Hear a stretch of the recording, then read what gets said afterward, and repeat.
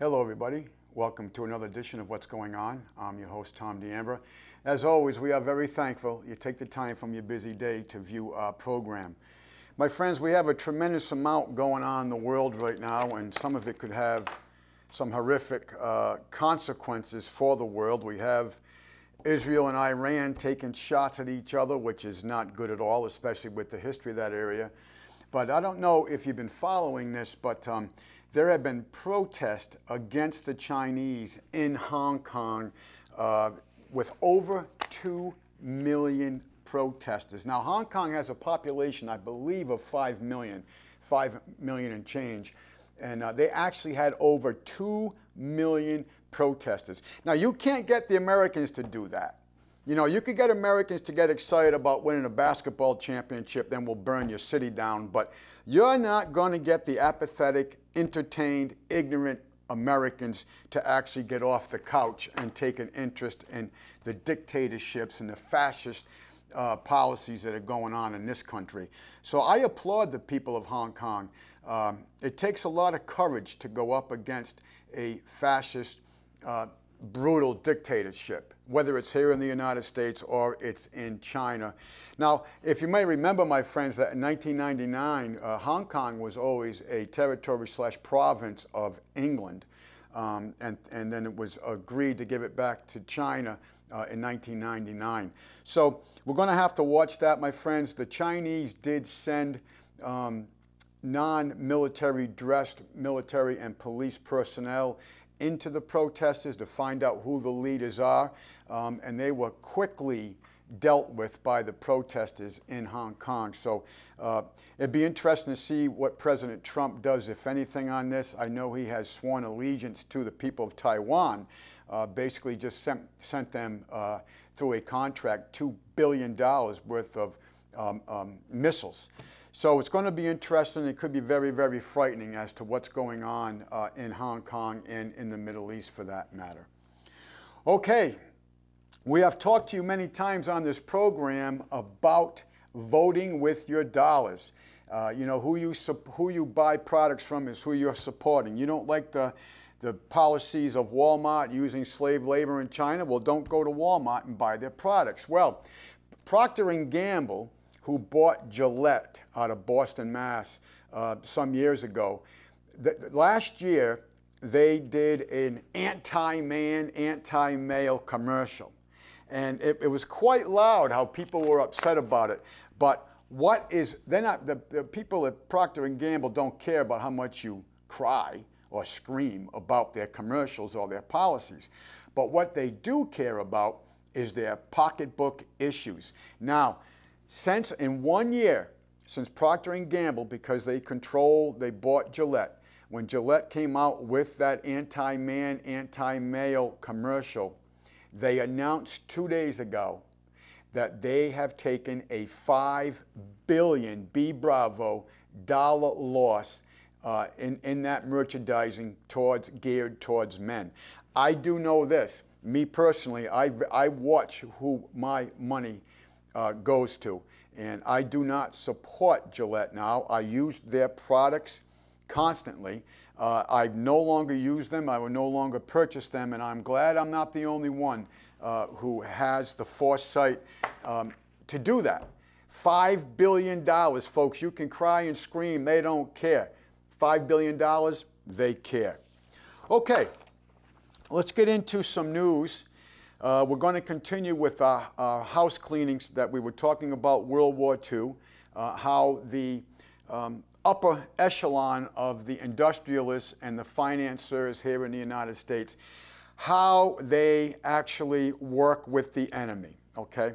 So before we get into that, we're going to talk about, so I'm going to read some quotes to you, and then we're going to talk about how we got into World War II, real vaguely. Here we go. This is from Leo Tolstoy, and I know we've had this quote to you before, but man, it's everything that goes on today.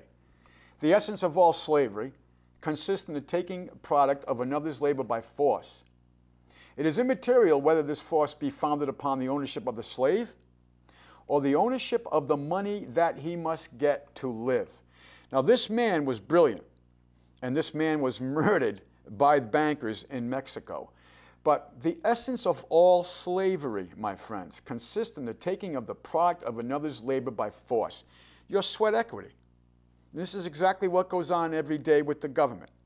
As we've told you before, the average American right now is paying anywhere from 48 to 62% of his sweat equity into taxes, excise fees, etc., penalties, etc., to the government.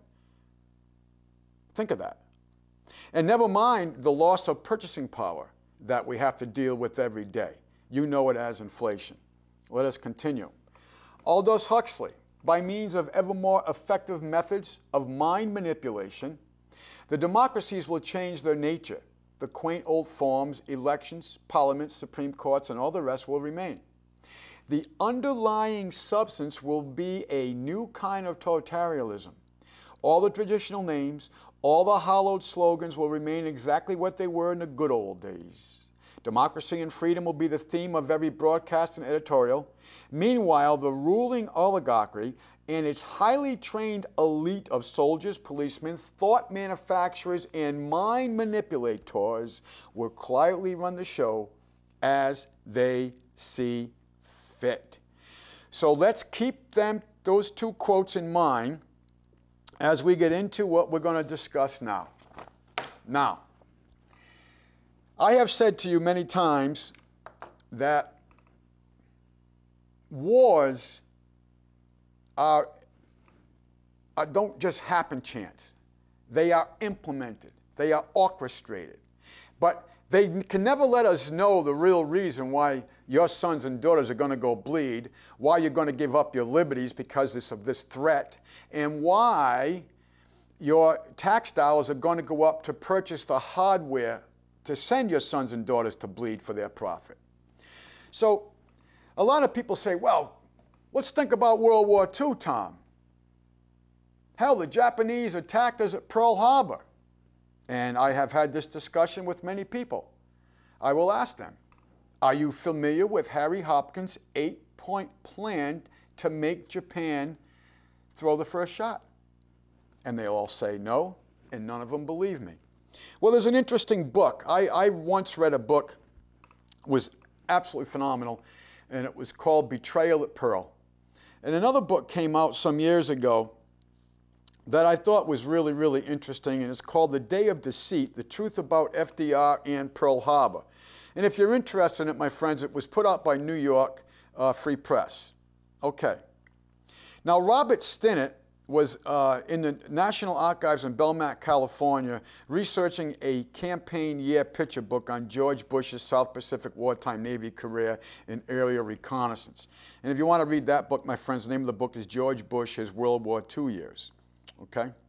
Now, as this gentleman was doing his research, and I'm going to just say what he says, Stinnett was doing his research, and extensive, incontrovertible factual evidence and self-evidently accurate analysis. Now listen to his words here, that President Roosevelt oversaw the contrivance and deployment of a closely guarded secret plan to goad the Japanese into attacking Pearl Harbor and monitor them while they did it. See, folks, I don't make this stuff up. If I had the imagination to fabricate all the volumes of material that we have presented to you over the years of doing this broadcast, I'd be a retired Stephen King. I would have wrote a series of books and called it a day. I do not have that type of imagination. I am reading facts to you every week here. Now, to goad the Japanese into attacking Pearl Harbor and to monitor them while they did it, Stinnett hypothesizes that the Roosevelt did this in order to precipitate an unwilling American public into supporting intervention in the Second World War. But whatever the motives or purposes, the facts are now abundantly clear.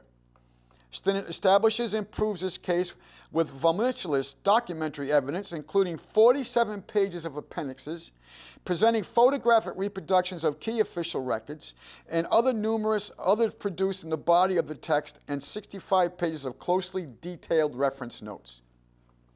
The evidence proves Stinnett's factual assertions, arguments, and conclusions. His research files and notes are deposited at the Hoover Institute Library in Stanford. Day of Deceit is explanatory documentary historiography. It represents the material testimony on which its analysis and conclusions are based. Its validity will be clear in any fair-minded reader. Stinnett's book settles and resolves rational, candid, honest, fact-based discussion and debate about the background of the attack of Pearl Harbor. As Stinnett shows, the plan that eventuated into the Japanese attack on Pearl Harbor was set into motion in early October of 1940, based on an 8-action memo dated October 7th, 1940. My friends, this is Harry Hopkins' 8-point plan that I've been talking to you about for years. By Lieutenant Commander Arthur H. McCullum, head of the Far East Desk of the Navy Office of Navy Intelligence. Of course, it is unlikely that McCullum drafted it on his own initiative. No, he didn't. He was part of putting it together, but Harry Hopkins was the one who came up with the idea, orchestrated and implemented the idea, with Roosevelt's permission. But this is where Stinnett's paper trail starts. Its 8 actions call for virtually inciting a Japanese attack on American ground, air, and naval forces in Hawaii, as well as on the British and Dutch colonial outposts in the Pacific region. And they did all this. Burma, China, etc.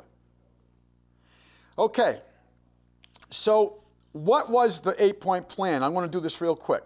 Make an arrangement with Britain for the use of the British bases in the Pacific, particularly Singapore. Make an arrangement with Holland for the use of base facilities and acquisition of supplies in the Dutch East Indies. Folks, the Dutch East Indies are now like Indonesia. Give all possible aid to the Chinese government of Chiang Kai-shek.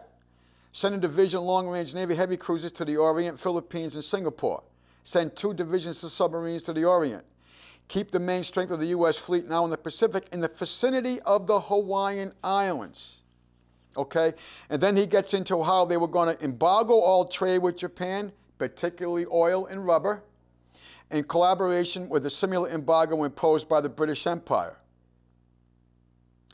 Insist that the Dutch refuse to grant Japanese demands for undue economic concessions. Wow. So, a lot of this, my friends, they were pre-staging militarily for all these bases to be used as cannon fodder, as Pearl Harbor was. They were pre-setting up ships and submarines and logistics of warfare into bases that the Japanese were not going to attack. They were also keep the main strength of the U.S. fleet in the vicinity of the Hawaiian Islands. Let's continue. As the plan unfolded, its development was closely monitored through decoded intercepts of the Japanese diplomatic and naval radio communications. McCullum oversaw the routing of communications intelligence to FDR, now listen to this, from early 1940 to December 7th, 1941. Folks, when we broke the Japanese Purple Code in early 1940, I believe it was in January of 1940. Think of that. And then all the way till we let them, we instigated them, we antagonized them, we goaded them, we put them into a corner. And then, well, let's continue. We're going to see what then I was going to say. Okay. And so from FDR, we had oversaw the routing of communications intelligence to FDR from early 1940 to December 7, 1941, and provided the President with intelligence reports on Japanese military and diplomatic strategy. Every intercepted and decoded Japanese military and diplomatic report destined for the White House went through the Far East Asia section of the ONI, which he oversaw. This would be McCullum. ONI is the Office of National Intelligence. The section served as a clearinghouse for all categories of intelligence reports. Each report prepared by McCollum directly for the president was based on radio intercepts gathered and decoded by a worldwide network of American military cryptographers and radio intercept operators. Few people in America's government and military knew as much about Japan's activities and intentions as McCollum.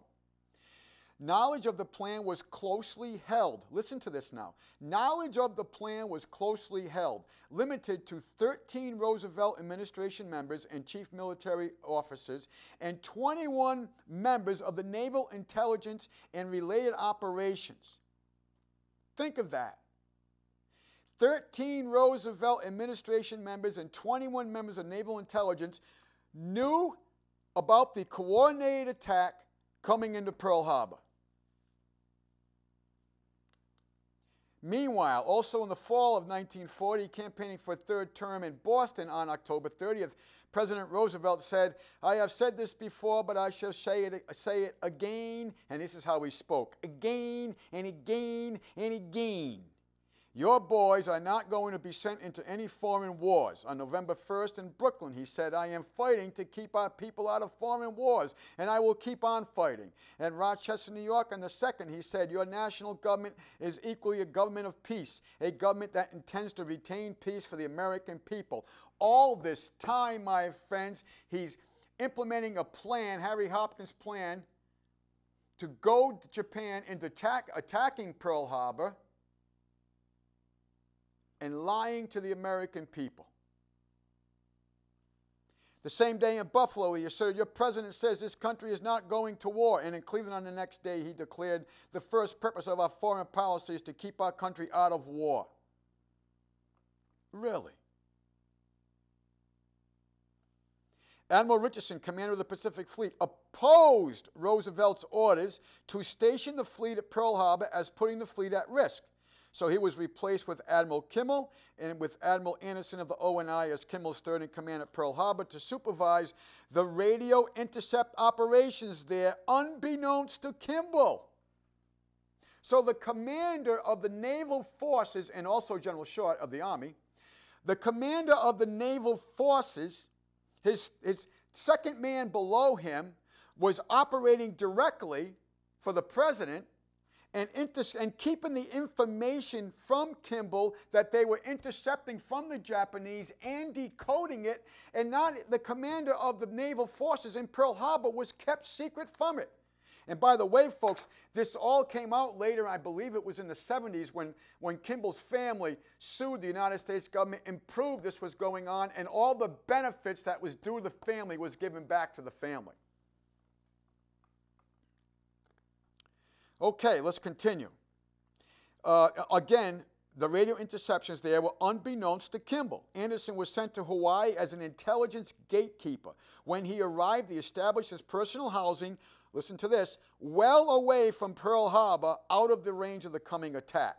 Though he was commander of the 7 battleships which bore the brunt of the attack with the losses of over 2,000 lives, 2,400 lives actually, Admiral Anderson was safe at his home on the other side of the mountain when the attack came.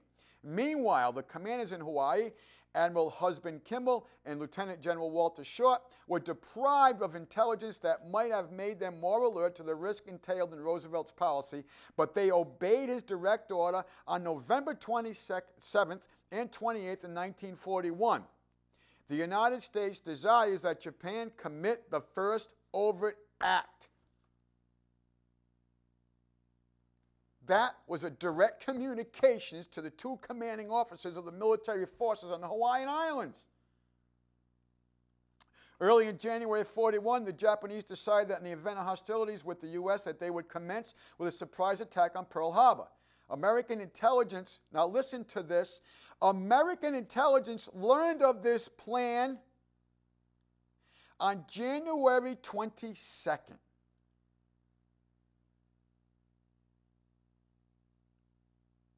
Almost a full year. They knew of this plan and they did nothing about it. But what did they do?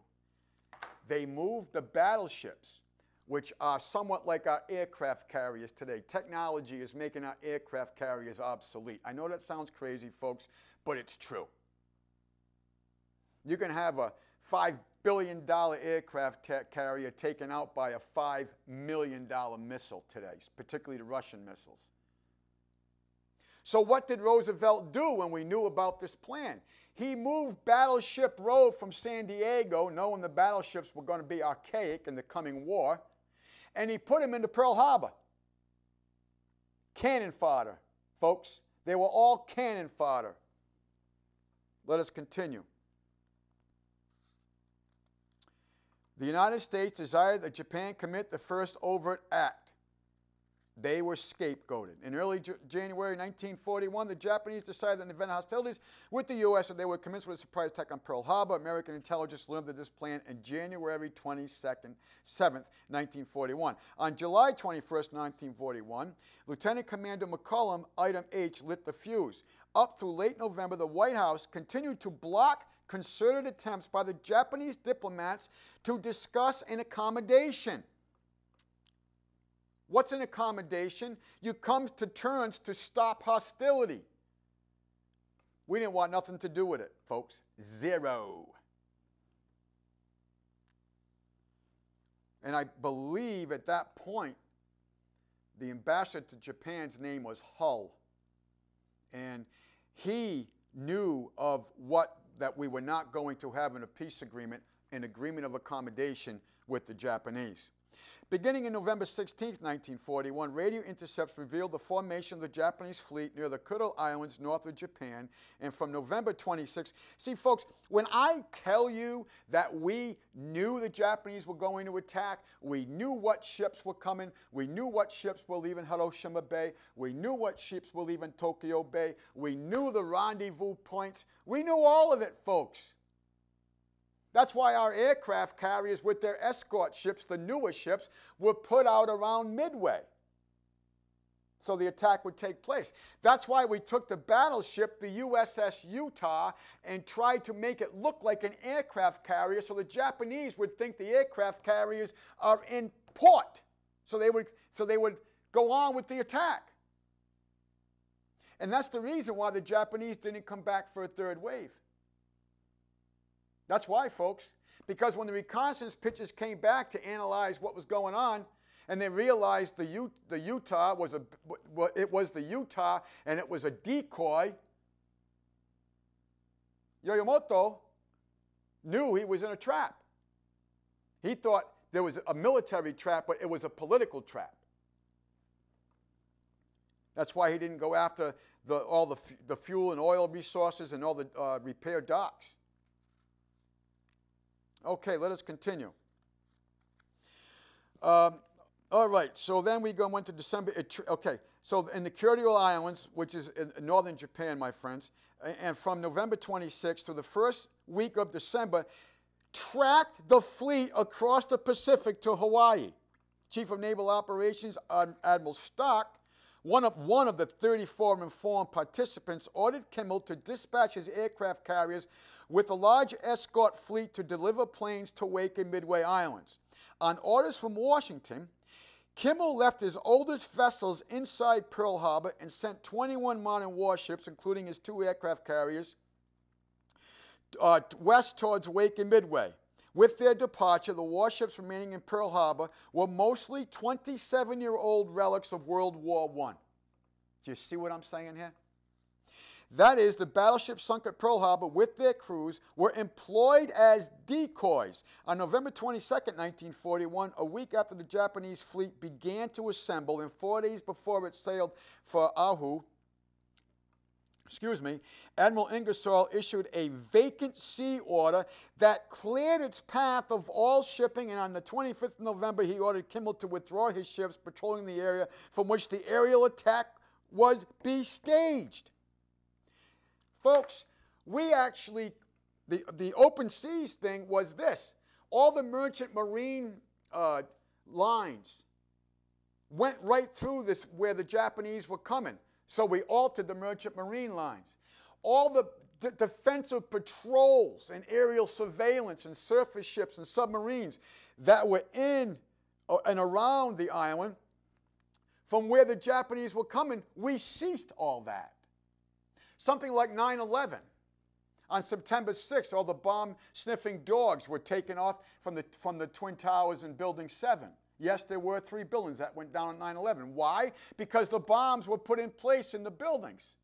The bomb-sniffing dogs would have discovered them, would have blown the whole plane on 9/11. What'd they do? They took the bomb-sniffing dogs away, which had been going on every day since 1993 when the FBI, and you can look this up, we read this to you verbatim, it was actually in the media newspapers, how they actually hired a retired Egyptian colonel to do it. And when he thought it was part of a drill, and when the retired Egyptian colonel went up to the FBI and said, hey, I got live munitions here, I thought this was a drill, they said, it's part of the drill, just keep doing it. Same thing. Okay, let us continue. That is, the battleships and their crews were employed as decoys. A week after the Japanese fleet began to assemble and 4 days before it sailed out of Oahu, Admiral Ingersoll issued a vacancy order that cleared its path of all shipping, and on November 25th, he ordered Kimmel to withdraw his ships patrolling the area from which the aerial attack would be staged. FDR kept close tabs on the plot's final unfolding, while radio intercepts continued to track its voyage towards Hawaii. Stinnett comments Pearl Harbor's battleship Roe and its old dilapidated warships presented a mouth-watering target, but it was a major strategic mistake for the Empire. Japan's 360 warplanes should have concentrated on Pearl Harbor's massive oil stores and destroyed the industrial capacity of the Navy's dry docks, as I just said. Machine shops and repair facilities. 6 months later, at the battles of Coral Sea and Midway, the warships of the Pacific Fleet, which were at sea when the attack of Pearl Harbor occurred, permanently destroyed the offensive capabilities of the Japanese Navy to operate in the Eastern Pacific and permanently crippled its defensive capacities in the Western Pacific. So, folks, understand what I'm saying here, okay? This was no surprise attack. This was not just allowed to happen, it was instigated to happen. It was facilitated to happen. Let us continue. Thereafter, as informed observers understood, a Japanese attack and invasion of the west coast of America was a totally logistical impossibility. Nevertheless, 2 months later, the internment of West Coast Japanese American citizens began in August of 1942. Funny, huh? Isn't that sad? The Pearl Harbor cover-up began immediately afterward with the court-martials of Kimmel and Short. Continued through 8 congressional investigations during and after the war with the purging and withholding of documents and false testimony by participants and others, and persisted through the congressional hearings chaired by Strom Thurmond in 1995. So all the way through, from 1941 to 1945, the government, with all these different investigations, 8 congressional investigations, never found the truth or exposed the truth to the American people. They lied, fabricated, and covered up the truth. At the day of the publication, 2000 would be when the book was written, numerous documents were still withheld from the Stinnett or released in extensively censored form. Okay, for the sake of time, my friends, I'm not going to get into how he proves evidence is forged and all the other, how the character of the evidence. He just gets into how the big cover-up, and I don't have the time to get into all that. My point here, my friends, is that Pearl Harbor was no surprise attack. 9/11 is the same thing, no surprise attack. You know, they make up things like the USS Maddox being attacked in the Gulf of Tonkin, so we could have a 15-year war in Vietnam. That was just complete fabrication. And that's according to Robert McNamara, who was Secretary of Defense then. Okay, a key break for Sinnett's research was his discovery of duplicate copies of reports, and listen to this, of Japanese Naval Code transmissions from the Pearl Harbor radio intercept station routed after the war to Belmont, California National Archives, blah, blah, blah, blah, blah, blah. And he gets into how it wound up in Washington, D.C. They were receiving the Japanese Purple Code, decoding it in Pearl Harbor, physically in Pearl Harbor, but yet the information was not going to Kimball or Short. It was going to the White House and ONI, and it was being withheld from Kimball and Short. Okay, recent writers pretending to debunk Stenner's evidence have resurrected claims that the Japanese naval codes have not been deciphered. Really? Well, that's just not true, because listen to this. A radio operator on the civilian American airliner Mariposa intercepted repeated signals from the Japanese fleet steaming towards Hawaii and relayed its progressive bearings to the Navy. This was well known during the war to American seamen of the Pacific Merchant Marine and is mentioned in many published accounts.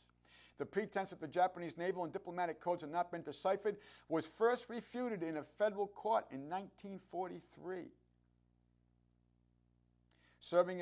Unbelievable. 1943.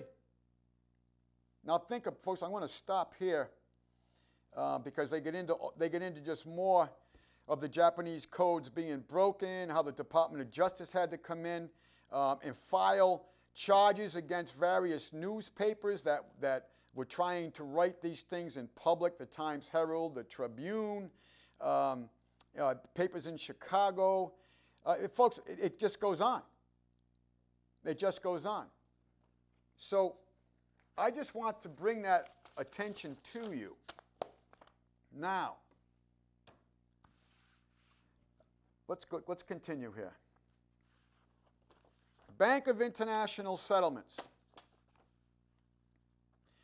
As I've said to you many times, even though in World War II, even though geographically there was war continually around the borders of Switzerland, there was not a shot fired, a bomb dropped in the country of Switzerland. Why is that? Because the bankers control Switzerland. They control all of us, but they protect Switzerland, I should say, because of the fact of the Bank of International Settlements, which is in Basel, Switzerland.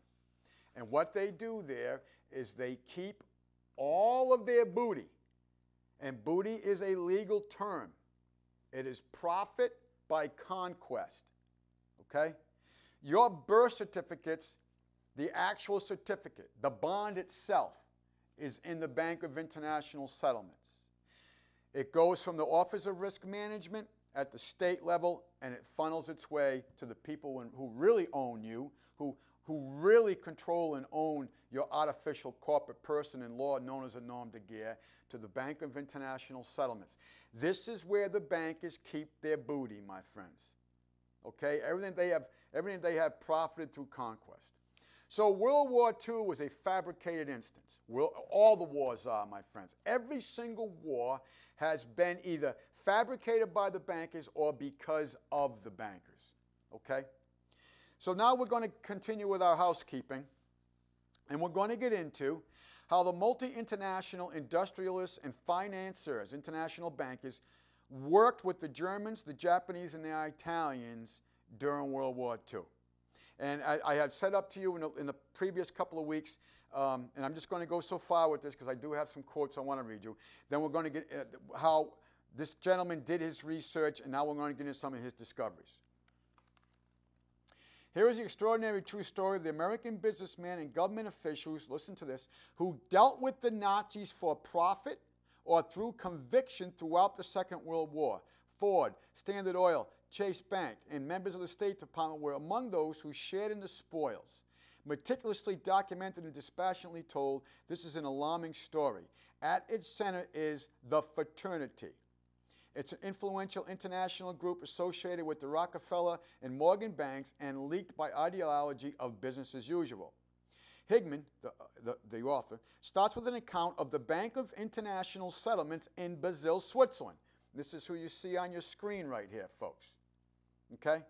A Nazi-controlled bank presided over by an American, Thomas McKittrick, even in 1944, my friends. So while your sons and daughters are bleeding in the fields of Europe, in the rice paddies and jungles of the Pacific, the bankers and the industrialists are profiting off of their blood, and the mothers are working on bombs and aircraft and munitions and Ford engines, et cetera, et cetera, et cetera, that are facilitating the hardware and logistics of war for the enemies that are killing their sons and daughters. Mothers are making bombs in airplanes that are carrying and dropping them bombs on their own sons. Let us continue. Hingham starts with an account of the Bank of International Settlements in Basel, Switzerland, a Nazi-controlled bank presided over by an American, Thomas McKittrick, even in 1944. While the Americans were dying in the war, McKittrick sat down with his German, Japanese, Italian, British, and American executive staff to discuss the gold bars that had been sent to the bank earlier that year by the Nazi government for use by its leaders after the war. This was gold that had been looted from the banks of Austria, Belgium, and Czechoslovakia, or melted down from the teeth fillings, eyeglass frames, and wedding rings of millions of murdered people.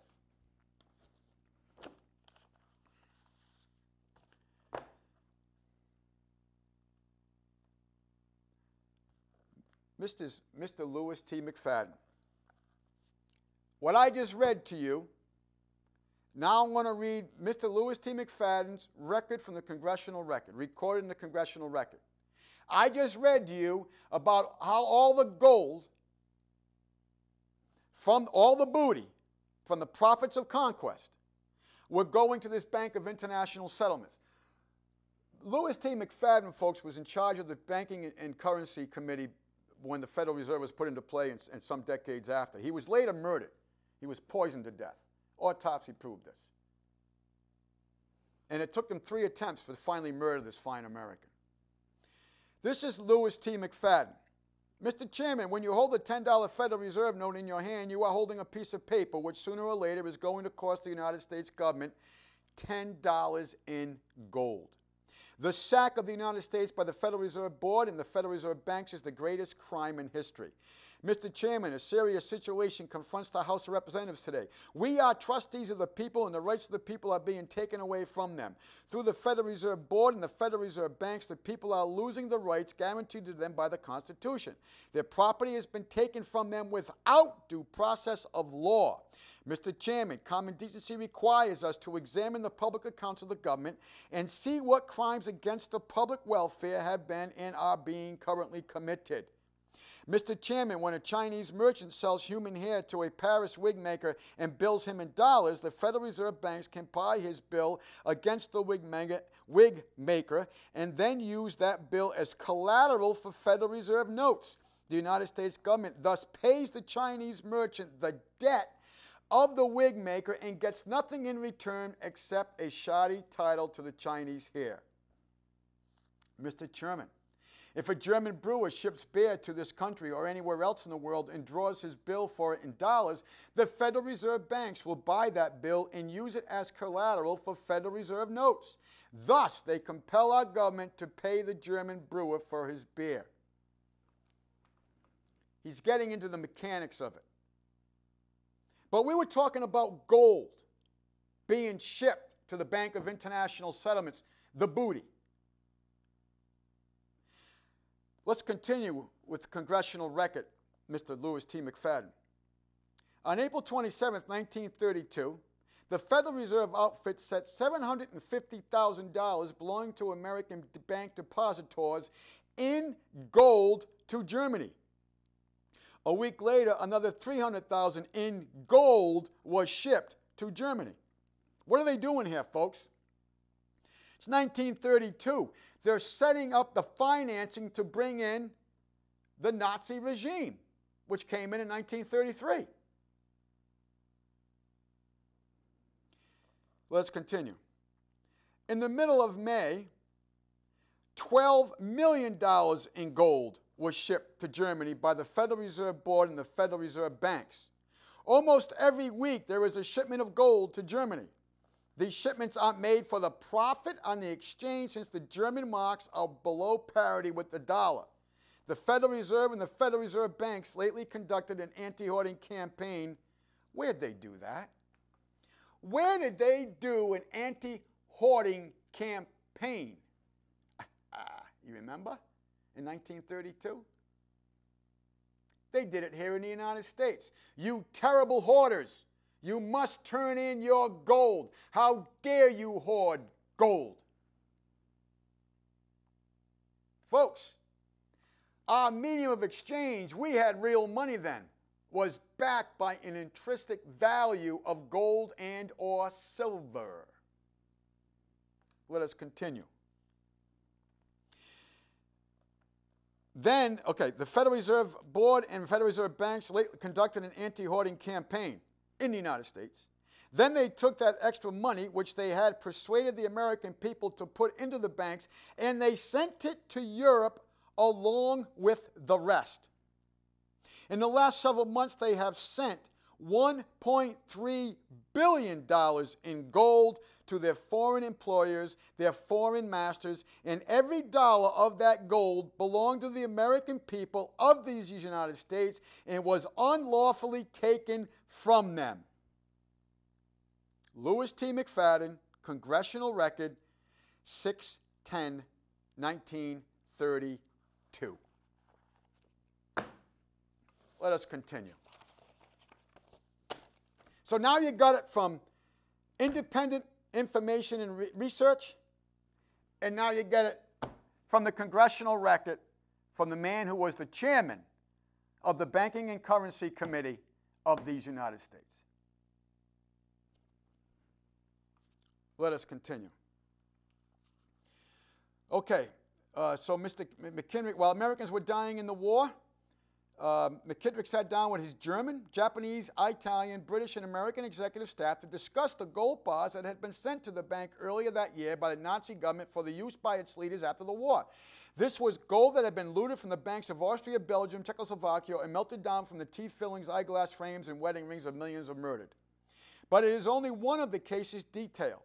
We have Standard Oil Company shipping enemy fuel through Switzerland for the Nazi occupation forces in France. We have Ford trucks transporting German troops. We have ITT helping supply the rocket bombs that mortared much of London. And ITT building the Focke-Wulfs that dropped those bombs. Long and shocking is the list of diplomats and businessmen alike who had their own ways of profiting from the war. It would be comforting to believe that the financial establishment of the United States and the leaders of the American industry were united in a common purpose following the day of infamy, which would be the Japanese attack on Pearl Harbor. Certainly the American public was assured that big business, along with all its officials of government, ceased from the moment the war began to have any dealings whatsoever with the enemy. That assurance sustained the morale of millions of Americans who bore arms in World War II and their kinfolk who stayed at home and suffered the anguish of separation.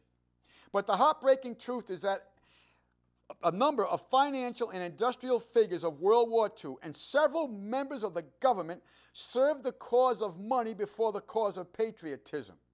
While aiding the United States war effort, they also aided Nazi Germany. It thus came as a severe shock to learn that several of the greatest American corporate leaders were in league with Nazi corporations before and after Pearl Harbor, including I.G. Farben and the colossal Nazi industrial trust that created Auschwitz. Those leaders interlocked through an association I have dubbed the fraternity. Each of these business leaders was entangled with others through the interlocking dictates and financial sources. All were represented internationally by the National City Bank, Chase Manhattan in the future, on the Chase National Bank, and by Nazi attorneys Gerhard Wistrich and Dr. Hendrik Albert. All had connections to the crucial Nazi economist Emil Puhl of Hitler's Reich Bank and the Bank of International Settlements. Are you getting it? The tycoons were linked by an ideology, the ideology of business as usual.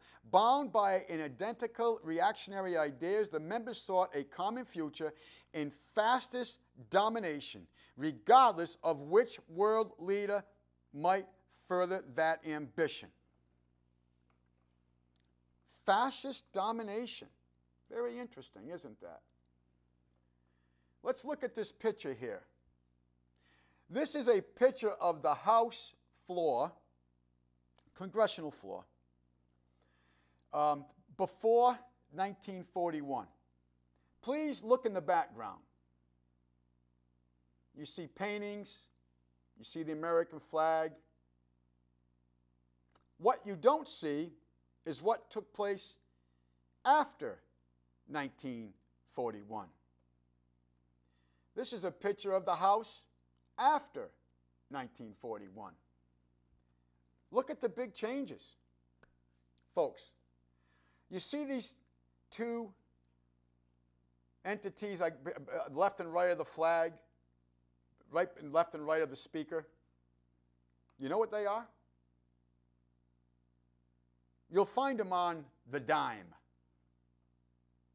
That is the international symbolism for fascism.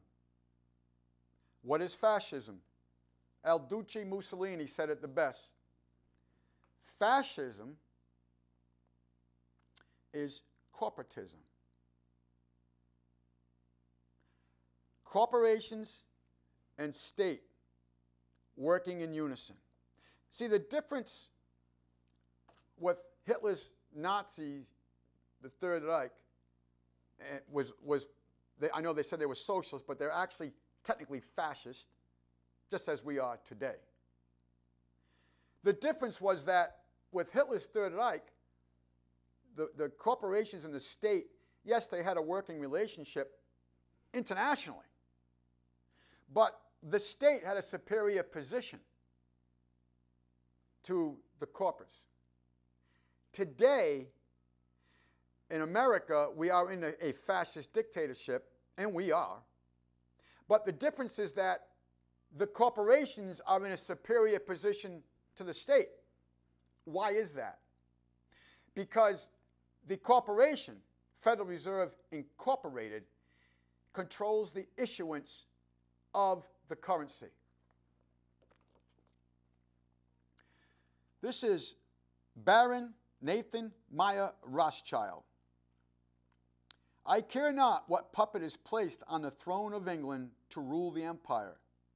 The man that controls Britain's money supply controls the British Empire, and I control the money supply. Folks, we do not have money anymore. Money does not encompass debt. What is a note? An acknowledgement of debt.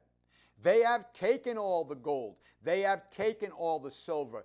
They have liened the public trust. Senate Document 43, all properties in the state subordinate to the necessities of the state.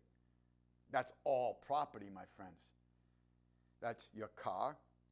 That's your land.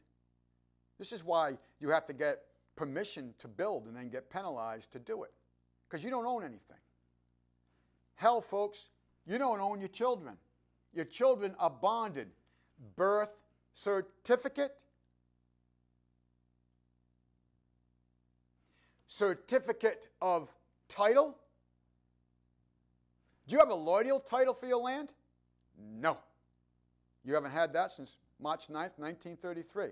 What you do have is certificate of title. And then I want you to go back and I want you to see what your standing is with this land. Well, if you don't have a allodial title, allodial is Latin for absolute, you do not own it. So who does own your land? Who issued you the certificate? The state of fill in the blank, correct? That's who owns it, on pretense. Who really owns it is the Bank of International Settlements. But if you don't believe me, read down a little further. Does it say owner? No. It says tenant, tenant in common, or joint tenant. But either way, my friends, you are merely tenants of land you perceive to own. Let us continue. Several members not only sought a continuing alliance of interest for the duration of the war, but supported the idea of negotiated peace with Germany that would bar any reorganization of Europe along liberal lines. It would leave it as its residue of a police state that they would place the fraternity in post-war possession of, financial, industrial, and political autonomy. When it was clear that Germany was losing the war, the businessmen became notably more loyal. Then, when the war was over, the survivors pushed into Germany, protected their assets, restored Nazi friends to high office, helped provoke the Cold War, and assured the permanent future of the fraternity.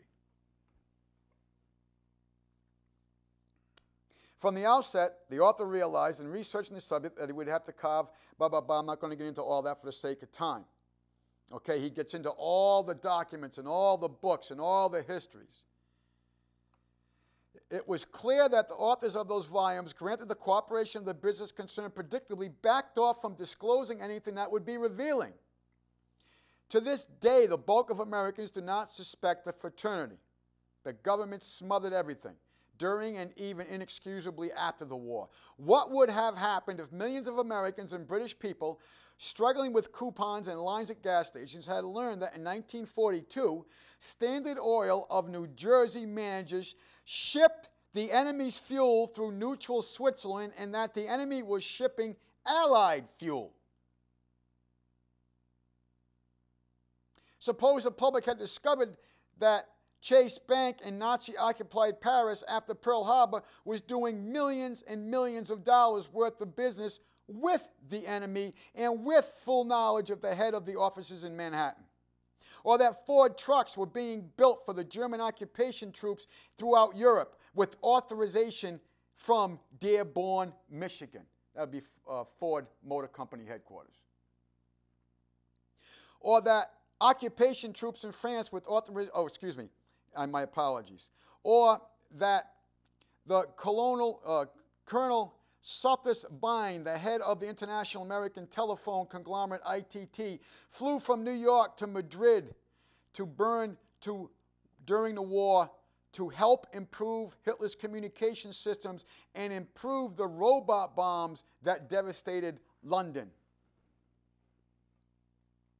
Not to mention the fuel it needed. Not to mention they were actually producing the parts for it. Or that ITT built the Focke-Wulfs that dropped bombs on British and American troops.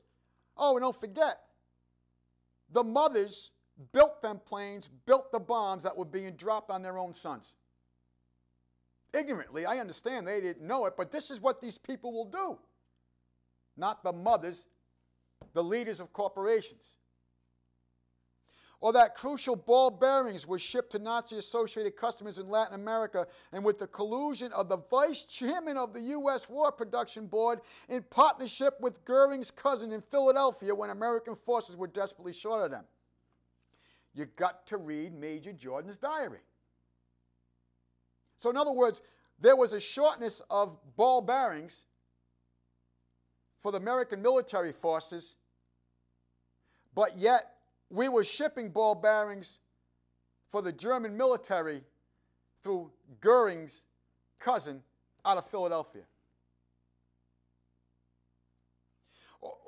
Excuse me. Or that such arrangements were known about in Washington and either sanctioned or deliberately ignored. For the government didn't sanction dubious transactions both and after Pearl Harbor. A presidential edit issued 6 days after December 7th, 1941, actually set up legislation whereby licensing arrangements for trading with the enemy could be officially granted. Officially granted. So never mind, we're doing all this under the table. Hell, we're going to do it above the table now. And you're going to do nothing about it, Mr. and Mrs. American. You're going to send your sons and daughters to bleed for our profits. You know, folks, I'm going to stop here. Do you know why the bankers turned on Hitler? And they did. I'm going to tell you why. It's the same thing that happened with Kennedy. It's the same thing that happened with Lincoln. Same thing. When the bankers went to Hitler, and they were going to charge him a high interest. It wasn't the 24% they were going to charge Lincoln. But it was a high interest. What Hitler do? He issued German greenbacks, if you would, German marks, just like Lincoln. Lincoln issued greenbacks based on the faith of the American government, and he wouldn't pay the usury, the debt, like we do every day for our Federal Reserve notes. He wouldn't do it. This is why he left the troops at Dunkirk. He could have wiped out one-third of the English army at Dunkirk. German planes were flying over. They could have wiped them out. The war would have been, England would have fell. Why didn't he? No, he sent Rudolf Hess on a nighttime parachute drop, and it was his first time he ever parachuted. The man had incredible courage, to speak to the royal family, to say, hey, what the hell are you guys doing, England? This wasn't the agreement. We weren't supposed to go to war with each other. You read David Irving's books, you'll see Hitler had nothing but admiration for England. He considered them part of the same bloodline. He did not want to go to war with England. Why did they go to war with Germany? Oh, they say because he went into Poland. No, because the bankers, when he started issuing German marks, German greenbacks, if you would, the bankers turned on Hitler because they were losing control of Hitler. Why? Because they lost control of the issuing power of the currency. This is why he didn't wipe out the troops. They were on the beach. They were cannon fodder. It would have been a turkey shoot. That's why, folks. So, I'm going to stop here for the sake of time because I really can't go any farther, but we're going to continue this. But do you see my point here? And the next world war that's coming, remember Albert Pike, the Third World War will come to America. If my sons did not want wars, there would be none. Gertrude Schnapper, Mayer Amschel Rothschild's wife. If my sons did not want wars, there would be none. Absolutely true. And you can bet that the next war that's coming, and it is, I would scare if I gave you my personal thoughts about what's about to happen within the next 2 years. But I'm not one to just say, hey, this is what I think, this is what I predict. I don't do that in this show. Folks, there would be no wars if the bankers didn't want them. My friends, we're very thankful you took the time from your busy day to watch our program. We always close in asking you to seek truth, obtain knowledge, and manifest kindness to your fellow man. And we always close in reminding you that your government is your responsibility. We thank you for watching. Got to read between the lines. Got to read between the lines. Well, the truth is very simple, very hard to find.